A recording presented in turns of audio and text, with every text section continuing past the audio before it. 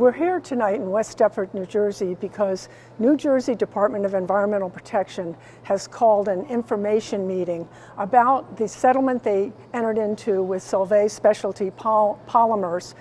The facility is just down the road from here. New Jersey sued Solvay for the contamination of water resources of the entire region here with PFAS, perfluorinated and polyfluorinated compounds, or forever chemicals, as most people know them. And this area has been devastated by the pollution that Solvay has released into the environment here for decades. And finally, a settlement was reached and some money will come from Solvay to pay for cleanup. However, Delaware Riverkeeper Network and others have made comments to DEP opposing many sections of this settlement agreement, wanting a stronger agreement that gave more protection to the community and paid more to make sure that the responsible party, Solvay, was going to pay to clean up the mess that they've made, not the taxpayers or the ratepayers. So Delaware Riverkeeper Network has been fighting Solvay for years because of the pollution of the region here. And one of the big problems that we've seen, the thing that has really devastated the community here, is that people who live here that have had their blood tested, most of them have higher levels of PFAS in their blood than people who don't live here. And what that means is it increases their risk of developing diseases that are linked to PFAS. And that is something that you can't get away from. It's something that once people find it out, they can't forget it. And they want to know, what is Solvay going to do about that? How are they going to be monitored in terms of their health going forward? What about their families? The other problem that we have here that we brought up to DEP in our comments during the public comment period on this settlement agreement is that there is now what's called a third generation of PFAS byproducts that have been discovered in the environment around Solvay, released by that facility because of processes they use. What's happening is Solvay is saying that they're using PFAS-free processing and they're not releasing it anymore into the environment. But in fact, they're using processes that break down into PFAS once they enter the environment. And we want to know, are they toxic? Are the drinking water systems that are installed to filter out the other PFAS, filtering out those? And what does it mean for the people of this community? It's not lost on the people of this community the irony that first they had a highly toxic compound that they discovered in 2013. Then they had what was called a replacement or an alternative that was supposed to make it better that ended up being more toxic than the original problem. And now they have a third generation that we don't know anything about. So we want to see action on the part of DEP, and we want the people of this community to be involved in the cleanup. It's another objection that we made to the settlement. We want DEP to have direct oversight, and we want a robust public participation process where the people can oversee what's happening in terms of cleaning up and remediating the mess that Solvay has made. And finally, we will not stop working to make sure that Solvay stops releasing chemicals that harm people into the environment, and we want the PFAS, all PFAS-related compounds that are released by Solvay to be banned from their use. Because otherwise we're just going to be constantly trying to catch up with these chemicals that we keep finding out about. All right. So I have the pleasure of following the Commissioner. Thank you for the introduction. I came up with this analogy about grandparents. Funny that you mentioned grandma. I wasn't sure how I was going to work it in, so I was going to leave it in the car. But I think I ran back out and got it. So I'm going to hope it fits. So we'll see if it does. You'll let me know, I'm sure. So I'm Nick Procopio. I'm the Director for the Division of Science and Research at DEP.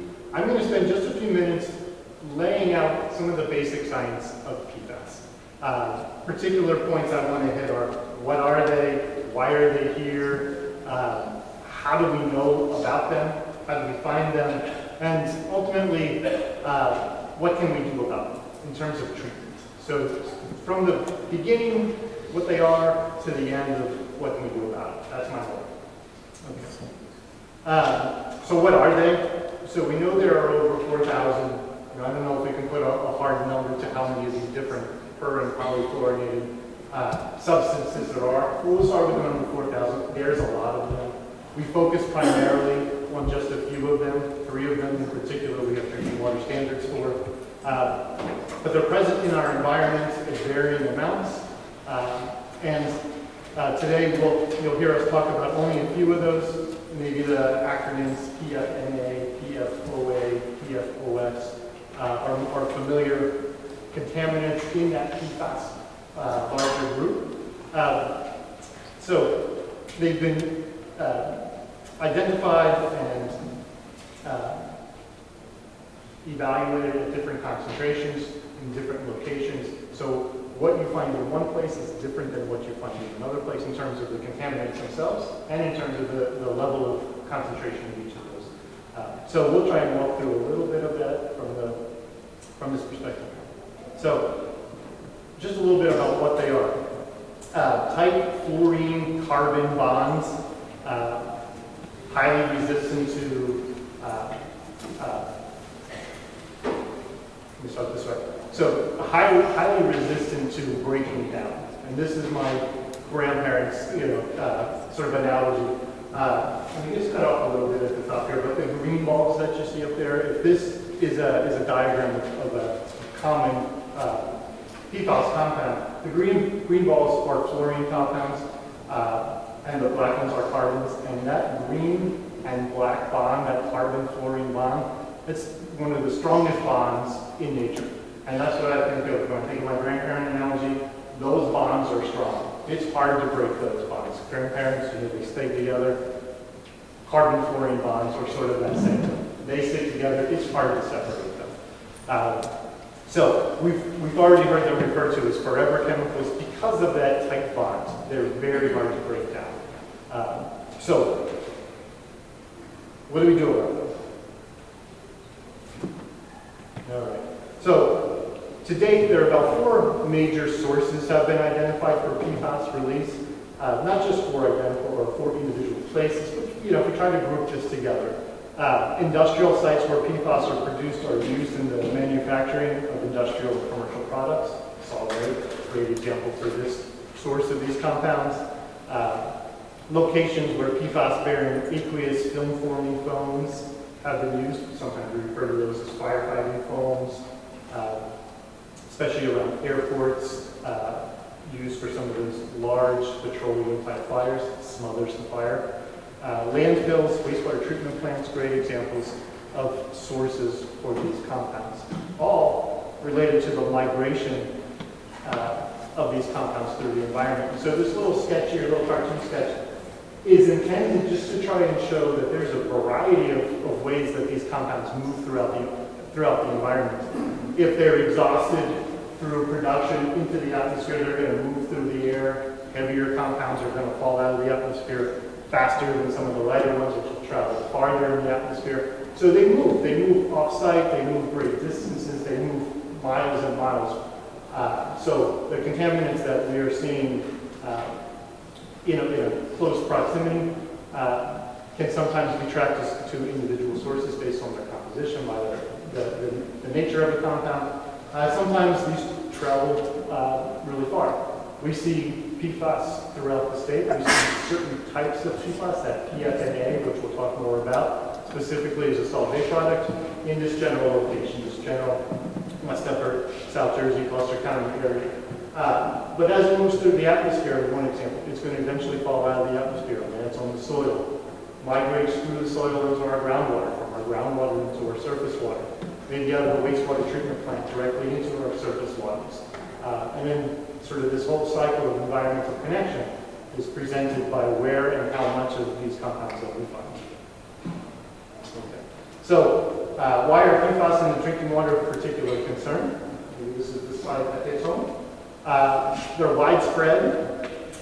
They don't break down in the environment. They're forever compounds, as we've been using that term, that carbon, that fluorine bond. Detected in almost everyone's blood serum.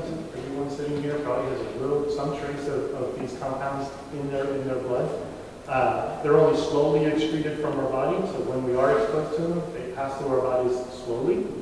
remain in our body for many years after exposure, so it's not something that we just pass in a quick duration. Multiple types of toxic effects in animals, lab animals, sometimes even at low doses.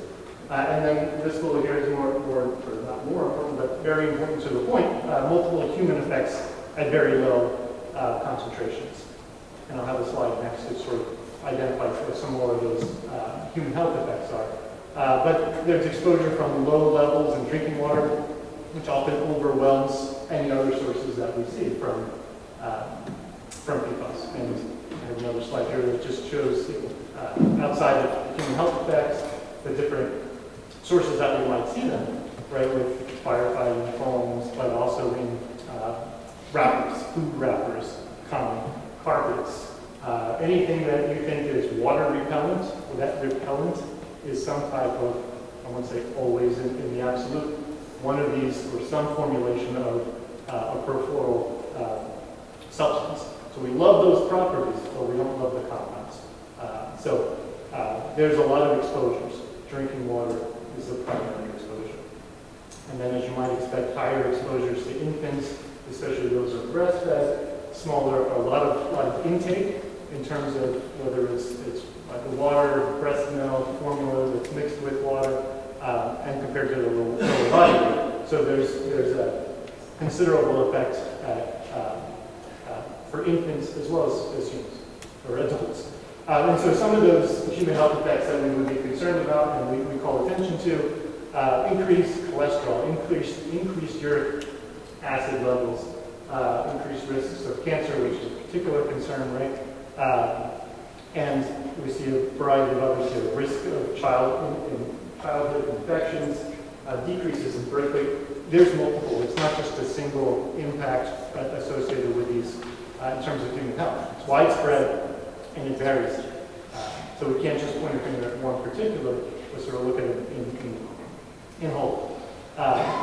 We do have regulatory standards around these compounds, especially three, PFOA, PFOS, and PFNA.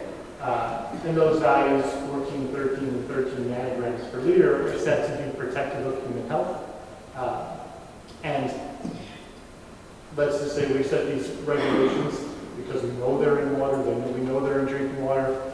How do we get these compounds out of our drinking water? There are multiple ways. Primarily with our drinking water treatment, we have granulated activated carbon, sometimes referred to as GAC. Ion exchange resins are effective, and so is reverse osmosis. So we know what's in our water, and we know that there are effective ways of treating the water to get the water below levels at which we know that these effects occur.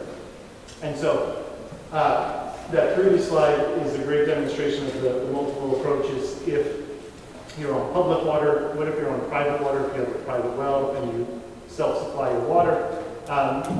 The granulated activated carbon, reverse osmosis, ion exchange are also ways that can be scaled down to what we would refer to as POET, or point of entry treatment systems for your home. So there are treatment options even at the private well level. But again, as I would also always say with private wells, a homeowner has to be responsible and make sure that there is treatment in place and they maintain that treatment. And so, but not to miss the point, there is treatment available. And I will stop there as just a quick overview of what these compounds are, how they move through the environment. We do have standards, and there are ways of getting this stuff out of our water. All right, thank you.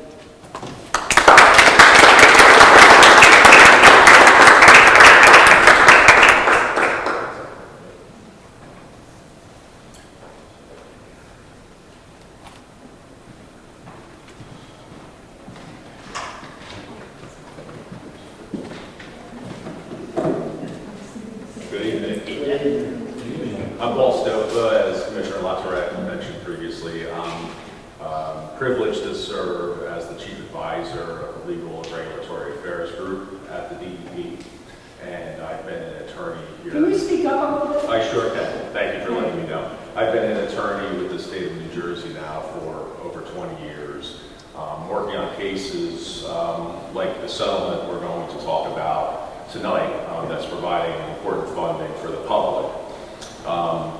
Sometimes you have a multifaceted relationship between government agencies like the DEP and companies in your community.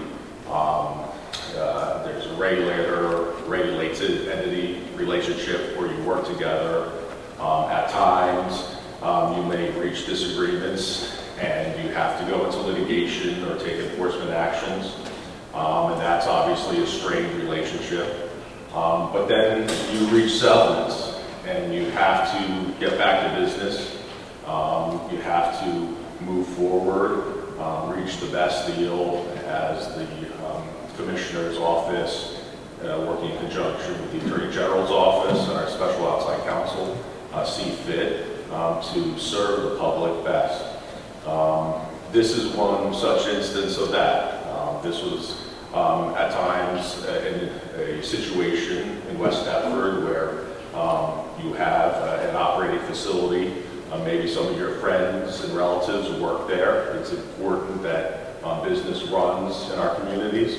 But you also have to take actions as the Commissioner did in conjunction with the Attorney General. And so we're here. We reached this settlement. I want to manage this best I can here, and I'm watching my clock. Commissioner talked about the background of this facility before. We issued a directive under the state's Spill Compensation and Control Act, which requires parties or directs them to either pay for remediation or undertake remediation on their own when it's needed. When that didn't occur, we moved into court through the Attorney General and special outside counsel, as I noted earlier, and we filed that lawsuit in 2020. There were some preliminary motions. We entered into discovery. We successfully fought off a motion to dismiss as the state, and we moved into a full-blown litigation. But that's very time-consuming, can be very costly, and ultimately you have to do a cost-benefit analysis. Can you reach an agreement that's better for the public than dragging out for years, even 10 plus years, a decade plus of litigation at times? We reached an agreement in principle in June 2023.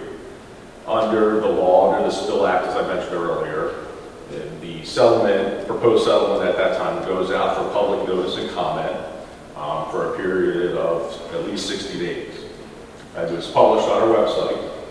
It was scrutinized by the public at that time, by towns in particular. We made a few amendments to the agreement, and then we moved before the court with Solvay's agreement and partnership before the Superior Court. This settlement was in fact entered in March 2024. It's one of the largest settlements we've ever reached as a state. As noted here, a total value of over $394 million, which is separated into a few different buckets, as I'll mention next. We still have a pending claim with Arkema. There was a proposed settlement that was published, but has not yet been finalized at this time. The three main buckets of the Solvay settlement are remediation, cleanup, natural resource damages, and remedial projects. And we're going to talk most tonight about that third bucket, remedial projects, which was a total fund of approximately $101 million that the company has provided to the state. And going back to that first bucket, there's a $214 million remediation funding source that's been established through the settlement. Those aren't liquid funds in the sense that there's about $214 million sitting in an account somewhere, but this is money that the company has put up to make sure that there's enough funding to do the cleanup in the vicinity of the site. That work is overseen by a licensed site remediation professional, an LSRP, working on behalf of the company who's licensed is on the line, it has to do that cleanup properly. And overseen ultimately by our Assistant Commissioner and staff of the Contaminated Site Remediation Program, CSRR, who are here tonight. That cleanup's ongoing. And Assistant Commissioner Haynes may talk about that further tonight. That will take place in the vicinity of the site. The company is required to sample and, if necessary, treat wells that are impacted by discharges. That second bucket now is natural resource damages, or NRD. You may have heard this term NRD before from other settlements the state has reached. This is an amount of money that is specifically by the state constitution indebted, must go towards the restoration of natural resources in the vicinity of the site. There are remediation claims and claims for reimbursement of the department's actual costs, but this NRD bucket is a trusteeship that the commissioner oversees, and so that money someday will be used to restore natural resources that have been impacted. That could take a variety of forms, sometimes land preservation or ecological restoration projects, and Commissioner LaTourette has done a wonderful job of incorporating the community's input on those projects in the long term. So that second bucket of money of $75 million is there, and the state will employ those funds at the appropriate time with input from community members. But finally, and most importantly for tonight's purposes, you'll hear more from the CSRR program and Water Resources Management program. You have the third bucket of $101 million for remedial projects. This is a unique part of the settlement, a great part of this settlement. I'm going to refer at times to this piece of paper here. You can go on our website to view the settlement. I've put the website up there. Paragraph 26 of that settlement talks about the remedial projects, and there are certain categories of activities identified in there. Public well treatment system, public well system treatment, past and present. We're trying to reimburse those as best we can. That money will be geared for that and other categories of projects listed in paragraph 26 of the settlement. You see the towns listed there. We don't know specifically within each town where these funds will be employed, but on that website I mentioned earlier, this is a microsite that the department set up to talk about the Solvay settlement. This map is there that has certain categories of wells identified, and we intend to use these funds as best as possible to make you all whole. It's going to be a process. You're going to hear about some of that process tonight, but our job is to get that money out to the public. And so again, you have the remediation. Now there's that agreement. Through that consultant will be performed. You have the natural resource damages, $75 million. Natural resources that have been impacted in your community will be restored. And you have this direct funding, very unique, but very important to this settlement, that will go out and reimburse as best as possible those impacted with drinking water problems due to PFNA and other PFAS substances. And that concludes my statements. I thank you all.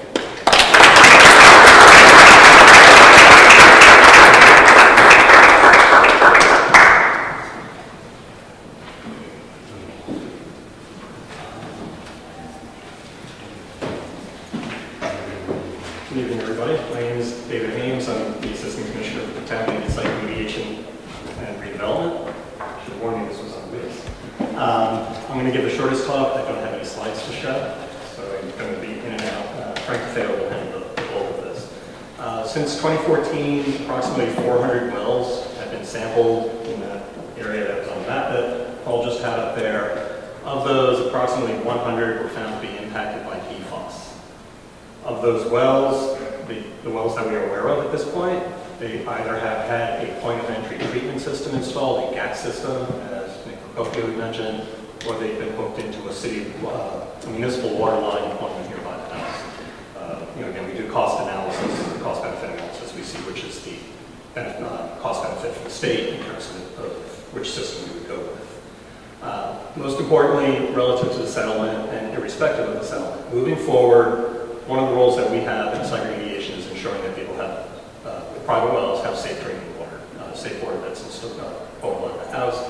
And again, whether we do that through installation of a treatment system, hooking into a municipal water system, we ensure that that occurs. So of the buckets that Paul was discussing, there's the $101 million for the remedial projects. Part of those monies are not dollar for dollar earmarked, but they are allowed to be used towards providing for those treatment systems, etc. The map that he had a couple of different colored dots. Some of those referring back to the settlement, there's an Appendix D. Those are homes that already have treatment systems. There's an Appendix E. Most of those homes also already have treatment systems, so we'll brought into municipal water. What we will be doing, and Solvay will be doing, as part of their requirements through the settlement, is they will continue to go out, look for additional homeowner well, or private wells, I should say, I'm sorry, private wells that have not yet been sampled. They will sample those wells, or we will sample those wells, or as a homeowner or an owner of a private well, if you feel we or Solvay are not getting there quickly enough, you can sample your own well. And then the purpose of those monies will be to then reimburse people, whether we get reimbursed for monies we spent going out doing Solvay's job, or you go out and sample your own well, you come into the department, and we will reimburse you. Typically, a well must be contaminated. This is a unique situation. If the well is not contaminated, and you've done your own sampling, you will still be able to come into the department and ask for reimbursement for that sampling. Frank's going to go into greater detail in terms of if the sample is contaminated, what you need to do to come in through our Spill Compensation Control Act. You can file a spill fund, a spill compensation damage claim, and there's a process for that Frank will go through. I want to see if there's anything else that I had here, and that's all of it. And again, the key word here is damage. That's the word we use in the department. And basically what that means is you have contamination in your well above an applicable number, applicable concentration. So that's everything that I had to say. And again, I'll introduce Frank DeFeo. He's a director for me, and he'll inform you about the spill fund.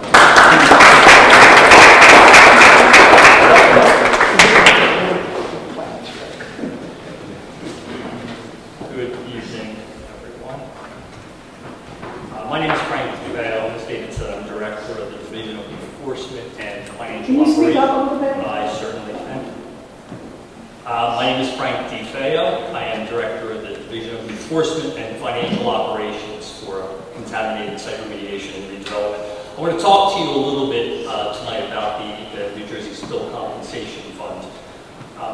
The fund was created back in 1977, and one of the major provisions was that it created a compensation fund. This compensation fund is there to assist entities who have been impacted by the discharge of a hazardous substance through no fault of their own.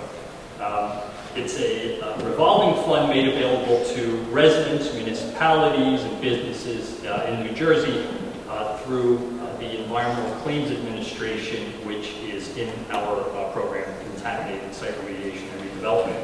I put the contact information up here as it's a little bit long. Just to briefly go through the spill fund damage claim process, there are eligibility requirements to apply. If you sample and you find that your well is contaminated, claim must be filed within 1 year of discovering the contamination. So when you receive your results from the lab, or if you receive a letter from DEP letting you know that you have a contaminated well, you have 1 year from the date to file a claim. Now, eligible claims usually require an initial sample and a confirmatory sample. Usually, the fund only reimburses the confirmatory sample. But if you have one sample and you send your full data delivery package from the lab into DEP, it will be quality checked at quality assurance there, and we will reimburse that sample, so there will be no out-of-pocket cost for that. The damage must actually have been incurred, cannot be speculative, and you cannot be damaged by a tank that is on your own property. It has to be, can't be the responsible party. The steps to submit your claim, you have to send the application in by certified mail. We do not accept applications electronically, so they must be mailed in to the department. You must submit copies of your confirmation samples, your lab samples. Again, if you have one sample and you send the full data delivery package into us, we'll reimburse you for that full sample. There will be no out-of-pocket costs. You must include a copy of your current tax bill or deed. You have to prove that you own the property. An important thing, if there is a water line available, we will do an alternatives analysis. We will look to see which is the most cost-effective and effective remediation. So we may put a point-of-entry treatment system on your private well, or we will pay to have you hooked to public water if public water line is available. As again, if no water line is available, we will put in a point-of-entry treatment system. We will also pay for annual sampling, and we will change out the media if we determine that there is breakthrough. And we will change things like sediment filters. We will monitor the system as long as you own the property. When you sell the property, that operations and maintenance ceases because the purchaser buys it with knowledge that there is contamination. Again, if you have need more information, please visit our website. There's a contact phone number. We return phone calls daily. I promise you that we do. Lastly, I'd just like, on a personal note, like to say that the people up here say, we care. They do. When I came to DEP in 2012, I didn't understand state service, and I do now. We really do care what goes on and how you're affected, because we're affected. I'm on bottled water right now because my system is knocked out in my township. So, thank you very much.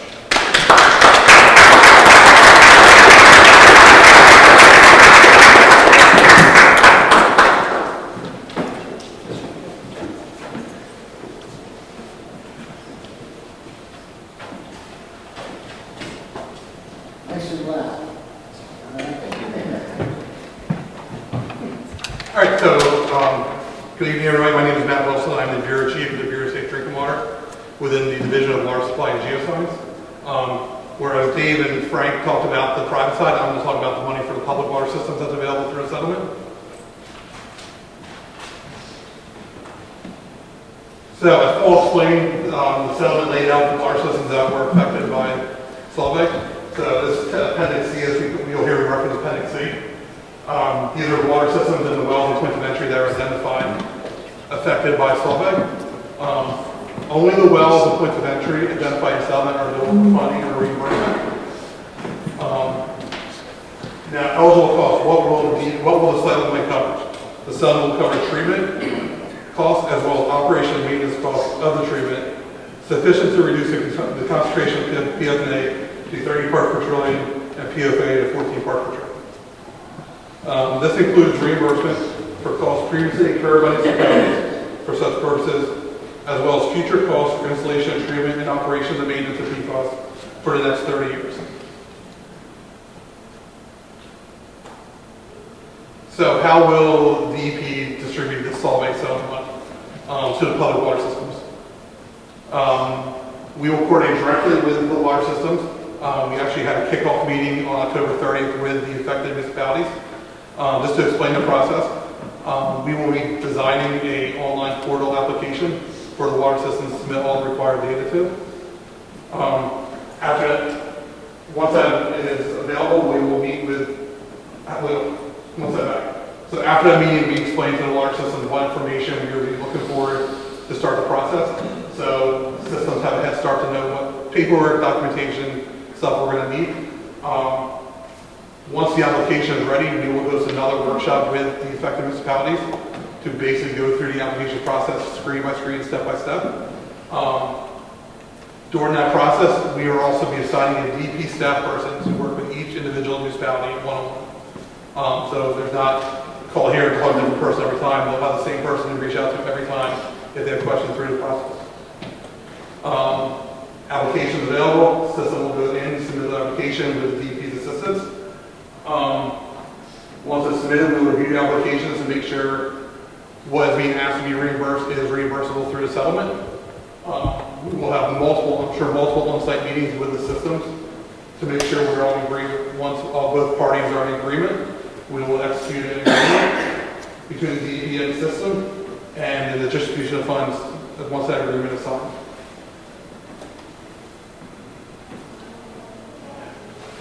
So where are we going to go with this next? Like I said, we already met with the impacted water systems and informed them of the application process. We'll work closely with these water systems to provide resources and guide them through the application and disbursement of funds. Once the application is near complete, we will host a workshop for the water systems to go further in depth of the application process, specifically what documents are going to be required,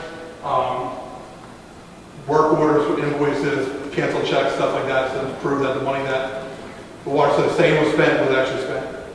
And like I said, we will provide one-on-one assistance to the water systems to provide resources and guidance throughout the application and reimbursement process so nobody's left in the dark through this process. Just as a side note, kind of tailoring what Nick talked about, we do have a PFAS website on the DEP's website, which is a microsite that has a lot of the topics you heard today with different drop-downs about the health, PFAS drinking water, PFAS wastewater, science, regulations, stuff like that. So, a little caveat. And there's my contact information. So, thank you. I have a two-part question. So the first part has to deal with the third generation of contaminants that are now being found in the environment around Solvay. And these contaminants have been discovered by scientists that are researching surface water and other environmental media. It turns out that Solvay is saying that they're using PFAS-free processes now. But what's happening is the process that they're using is releasing substances that break down into a third generation called PVDF or PFAS byproducts. Our concern is we know nothing about these. We don't know if they're toxic. We don't know if drinking water systems that are in place now removing other PFAS are removing these. We don't know what it's doing to fish and wildlife. We don't know if it has impacts on the health of our community.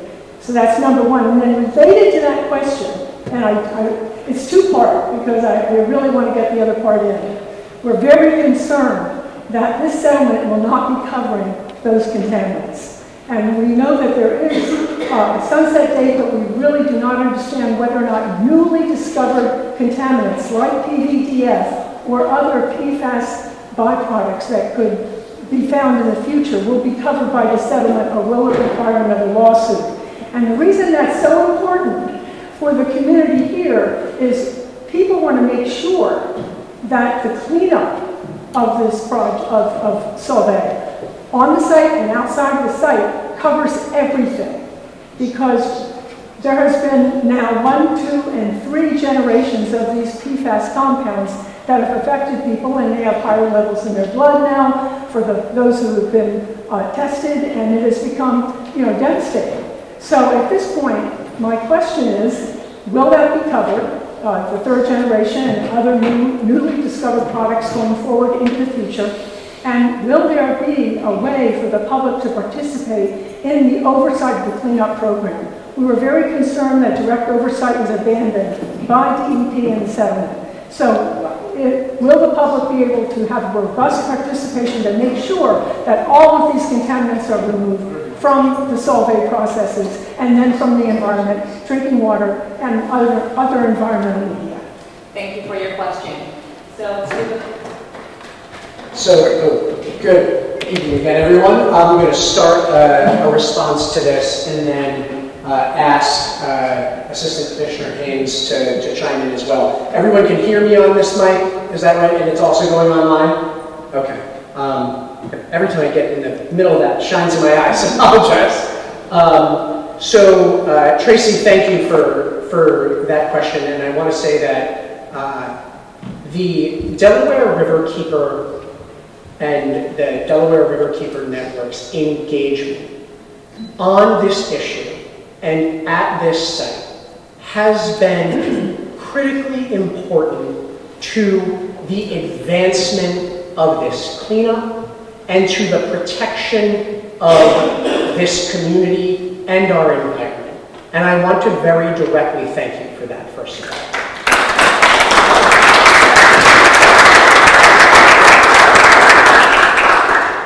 So the two questions that you asked, the first is about the next generation products that are being manufactured. And then the second question is about the community's ability to engage in the process of remediation. And both of those are important questions. But I think that we should acknowledge that maybe not everyone has the context for that question, the first question about later generation PFAS. So I'll just quickly make a statement about that, and thank you for saving my eyes. It is often the case that chemical manufacturers are always inventing the next new thing, right? And much like the issue of early generation PFAS, PFOA, PFOS, these compounds, and for folks who don't know what that means, these compounds, they have stain-resistant properties, they have stick-resistant properties, they have fire-resistant properties, and so they were used to create a lot of things, right? Like Teflon pans or Scotchgard, right? And if, well, your grandmother was anything like mine, she sprayed that Scotchgard all over the place and put it all over you, right? And so these chemicals, they are distributed widely because of the products that they are in. And now that we realize that those products that were promised to be so great have externalities and adverse effects associated with them, like contaminating our water, those products are difficult to continue using, and some companies don't use them anymore. But then chemical companies will create a new type of chemical to try to achieve those beneficial properties without causing the bad properties. And so that's what Tracy means by the next generation of these chemicals. And I think the short answer to the question that you're raising is that the next generation chemical too is covered by what we are doing here in this settlement. And the state of New Jersey has always been kind of ahead of the curve on this in establishing standards to contain new chemicals that cause a problem that maybe were thought to be so good and turned out to not be so good. And so we have both a regulatory approach and an approach under this settlement, and I'll have David speak to that. Thank you. The department oversees cases in different matters. Solvay, by its nature, has always been what we would call a traditional oversight case. There's an assigned case manager, there's an assigned case team. We have not given up that responsibility through this settlement. As part of the settlement, we've actually kind of tightened down the clamps on some of Solvay's requirements in terms of how they have to report information to the department. There will still be a full-time case manager, there will still be a full-time case team. There's an entire section in the settlement, about 10 or 12 pages worth, that explains all of the actions that Solvay must undertake and report to the department. They must seek department approval on certain issues before being able to move forward. So we take that responsibility quite seriously, and that was some back and forth that we had during the negotiations, was making sure the department still would have some level of and I'm going to use the wrong term here because it applies to a different thing we do, but have that traditional direct oversight, seeing that document in front of us and making sure that Solvay was doing the activities that would be required of them to get everything cleaned up. I hope that answers your question. Do you know when it has to start? When will the process start? Solvay is working on things already. They were never not working. They may not have been working at a pace we wanted them to and things like that, but they have been working. Again, in terms of the settlement, there are no direct timeframes. It doesn't say on January 1st, 2025, this document shall be submitted. But they do have other timeframes. I'll be honest, I'm not aware of when certain documents are due. The department then has, in effect, its own timeframe to get that information, any comments back to Solvay.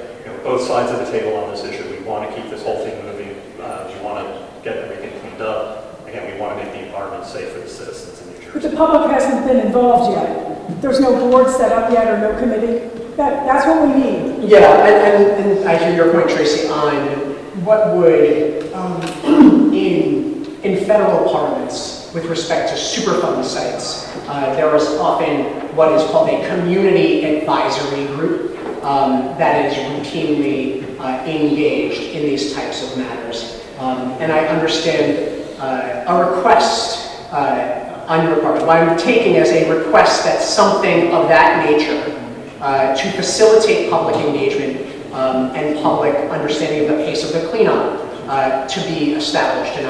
And I'm taking that from you right now, and I will get you an answer. The public engagement is, and understanding what is being done is very, very important.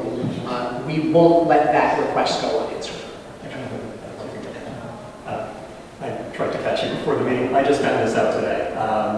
Through the case manager that was informed today, we have been pushing Solvay to have their own public meeting with everybody. So you can hear on their side of things what their plans are. My understanding is finding a venue. I can't see why they can't come here as well, but they are looking to have a public meeting on January 22nd, 2025. So I wish it could be sooner. Again, just whatever their reasons are, they're going to be moving that forward. And as a side note, if there's any, in the future, if you feel like Solvay is not being responsive, there are legal provisions where petitions can be submitted to the department requesting that additional public meetings be held and public outreach be performed by Solvay. Sorry to get a whole rule on you. You don't have to say what the rule is. It's an administrative requirement. It's okay. We nickname it ARCS. And in there you can find a provision, I believe it's in section 1.7, that looks like how to petition the department to have additional public meetings. He knows his rules, man. Much appreciated, sir. Our concern was when we decided to jump in on this lawsuit, is there going to be enough money for Paulsburg? One of our fixes is going to be $6 million. And when you see that number in all those towns, that's a lot of money. And our residents shouldn't have the burden for Solvay's mess that they did and they created over these years. Was there going to be enough for us to pay this?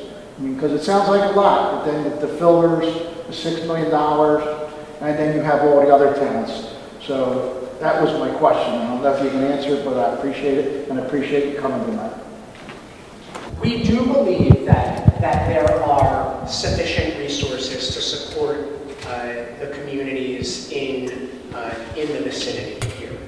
Now, as we go through that process, I think what's important to recognize is that this source of funding from Solvay is not the only source of funding that we can bring to bear in order to help you and the water systems, and importantly, residents that are on private potable wells. As Mr. Stofa mentioned, there was an owner of the Solvay site before Solvay owned that site, right? And we have negotiated a settlement with that company as well. And it will add to the overall pool of funding, in addition to funding that the state has available for water infrastructure improvement also.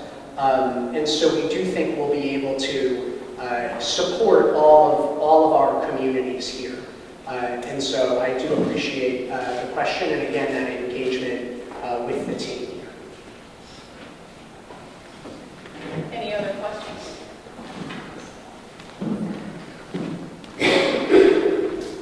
My name is Lawrence Stoll. I'm a private citizen in West Deptford.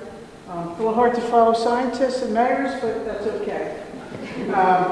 I have a number of questions from the presentations and from my own experience. The first one I was thinking of before I walked in here was, has there been any testing on the effects of these chemicals on domestic animals? Somebody lost 2 cats, and this all came shortly after things came to bear about what was going on in our water. They were both diagnosed at the same time. Their systems cannot stand nearly the powerful chemicals that we can. Obviously, they're a lot smaller than we are. So I was just wondering if there's any kind of testing or limits on our animals. And we've learned from the experience they only get filtered water now. Do you want to ask all of your questions and I'll write them down and then respond? Sure. Also I want to thank you guys for being here. I certainly appreciate it. It's nice to see. I'm retired from the state of New Jersey, and I don't think my department ever did anything like this, sadly. But the question I have also is, what cost to the taxpayers? And I get that, it seems like an awful lot of money, but $394 million wouldn't even buy you a pitcher, or a quarterback. I mean, seriously, it's not a lot of money.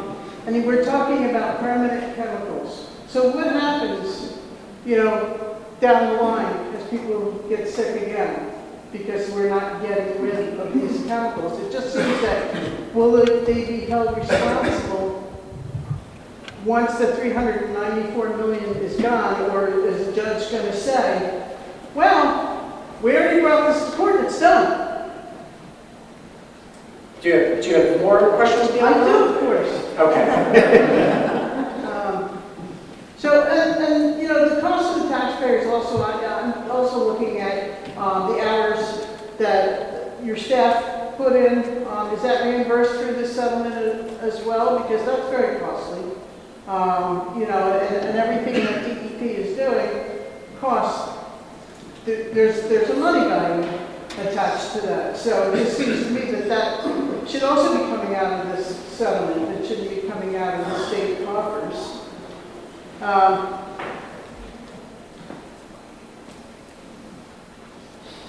Then another question that is Solvay the only bad actor in our area? We have a lot of chemical companies in West Deptford, and it just seems that maybe Solvay's not the only bad actor. I'm just wondering.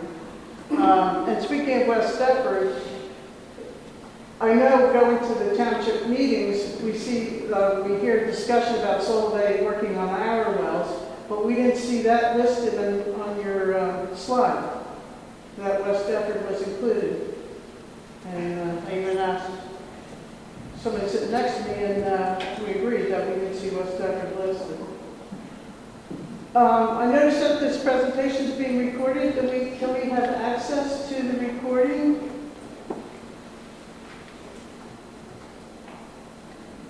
Is there an actual time frame for the remediation, as in the money? Because everything's tied to money, and unfortunately, we live in a capitalist society, so that money's not going to last forever, but the chemicals are. I think that's it, unless you can think of any others I should.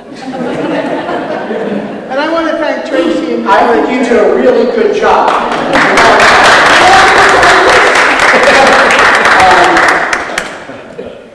And I'll tell you what, you are just as important as those scientists and those I agree with you. They're just a lot more knowledgeable than I am. So, a couple of things, and I'll go through this list, and if think you've done a service to everyone else here, because maybe some folks were thinking of these same questions. So the first question about tests on animals.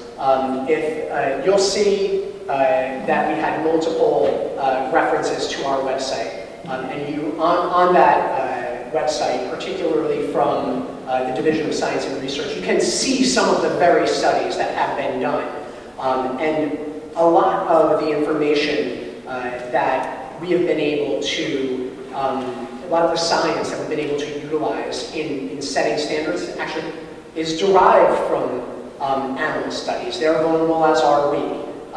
And so you can see very much right on the website. And so I'll tell you, if you just go to dep.nj.gov/PFAS, you'll be able to find access through that, through the resources right there on the website, including references to animal studies.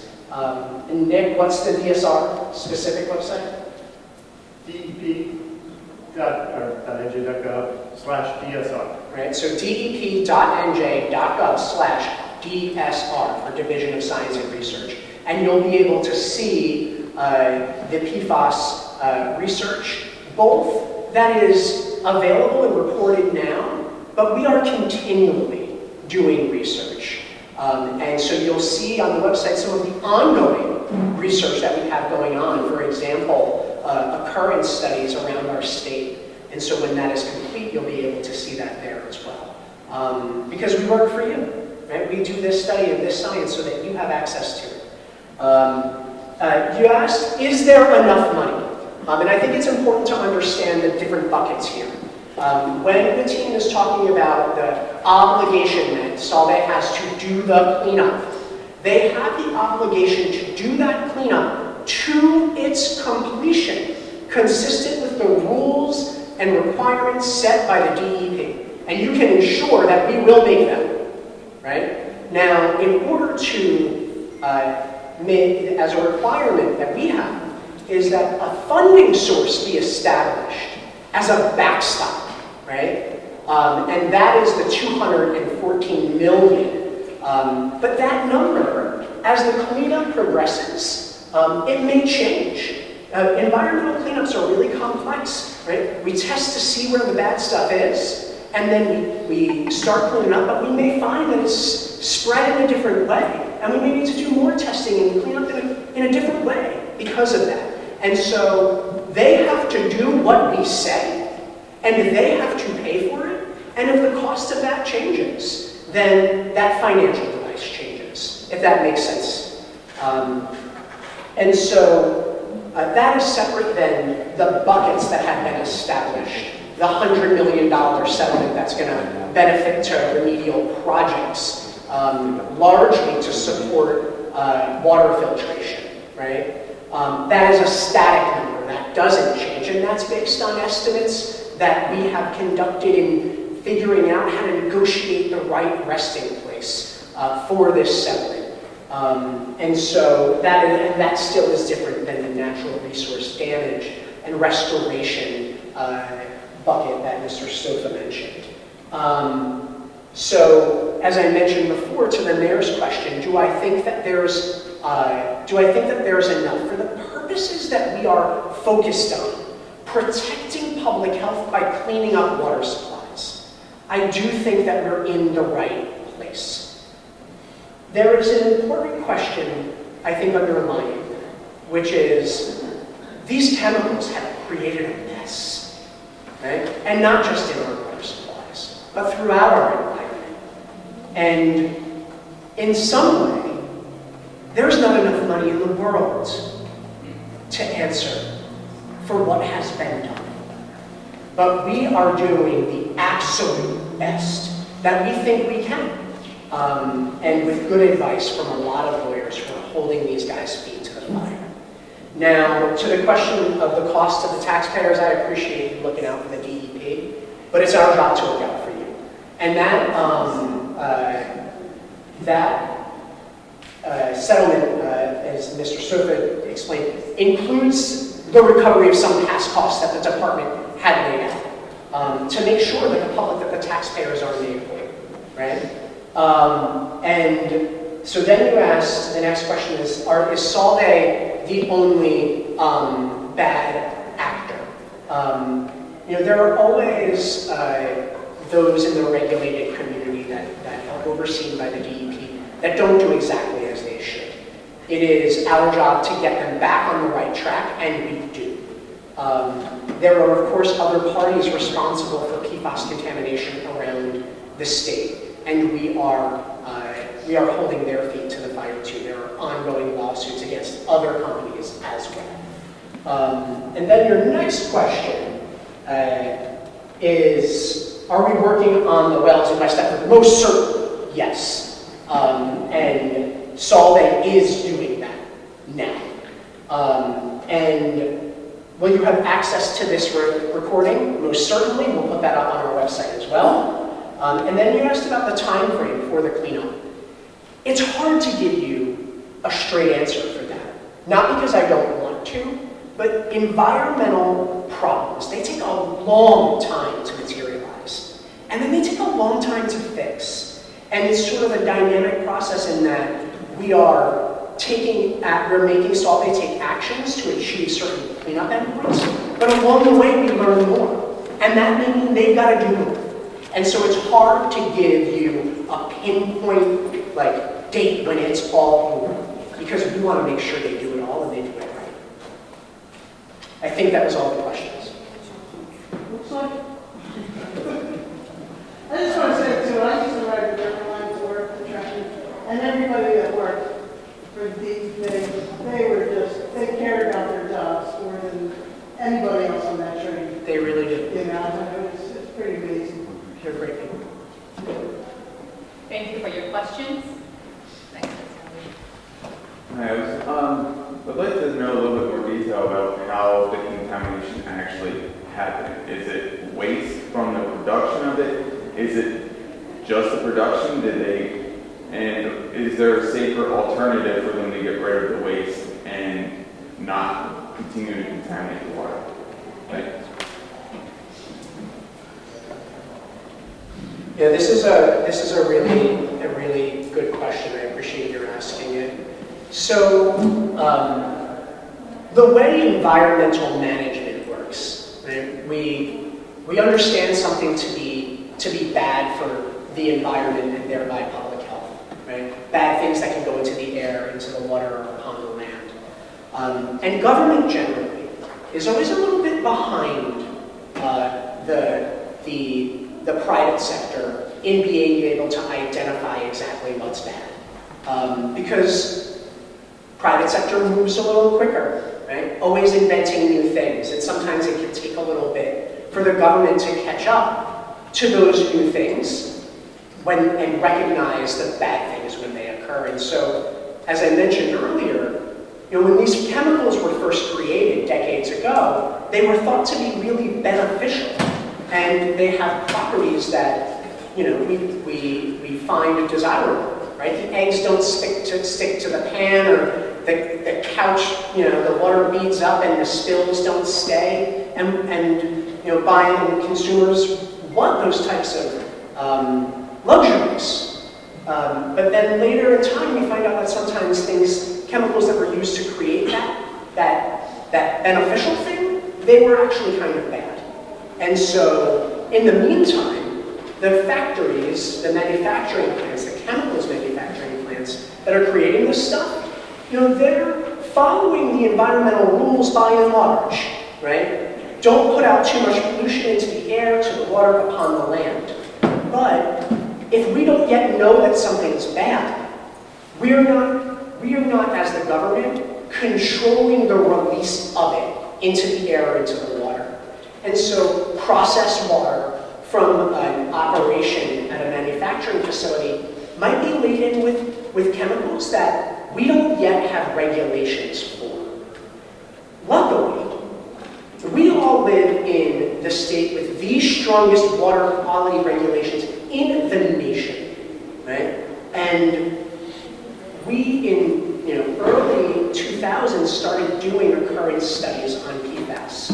understanding, beginning to seeing the reality that these things were bad. And then we became the first state in the nation to enact a standard to get this stuff out of our water. And so while everyone is, as a matter of environmental management, a little late to discovering bad things, New Jersey is earlier than most.